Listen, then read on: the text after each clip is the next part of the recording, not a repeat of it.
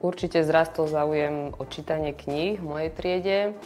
Začínali sme s nejakým titulom, ktorý sme čítali všetci, ale postupne som zistila, že deti objavujú aj nové knihy, ktoré ich bavia, ktoré sú im blízke.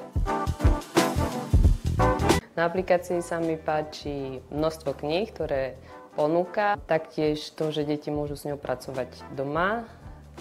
Ponúka nám vlastne knihy, ktoré v knižnici nemáme a na hodine s ňou môžu pracovať všetky deti naraz. Kuboedu používam na všetkých predmetoch.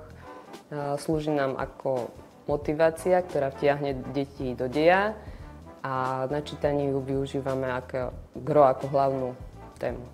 Je tam veľa prírodovedných encyklopédií, knížiek o zvieratkách. Taktiež som Kuboedu využila aj na výtvarnej výchove ako motiváciu k ilustrácii, alebo som ho využila na vlastivede, keď sme sa učili o rôznych krajinách, o Slovensku. Kuboedu môžeme využiť pri poruchách čítania. Keď si otvoríme aplikáciu, môžeme si v rôznych knihách zvoliť fond pre dyslektikov, ktorý vlastne pomáha deťom správne analyzovať jednotlivé písmenká a pomáha im lepšie čítať. Deti sa cítia úspešnejšie pri čítaní a zároveň ich to aj viac baví.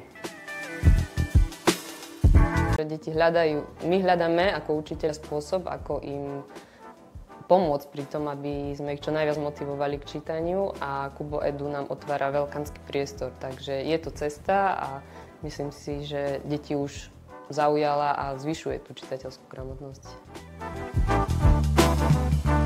Tie deti sú také, že oni radi pracujú s technológiami, takže aj to je taký silný motivátor podľa mňa.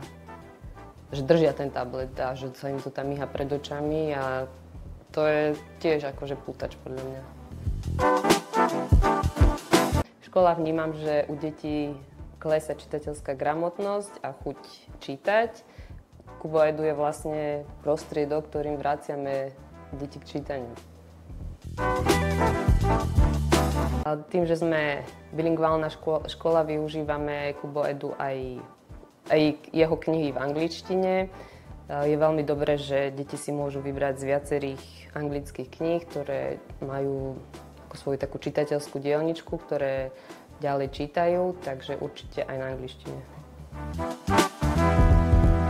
Budem rada, ak sa Kuboedu posunie ďalej a objaví ho veľa škôl, pretože naozaj je to moderný prvok do vyučovania, taktiež je efektívny, obohacuje nielen slovenský jazyk a čítanie, ale obohacuje všetky predmety, je motivujúci a určite odporúčam.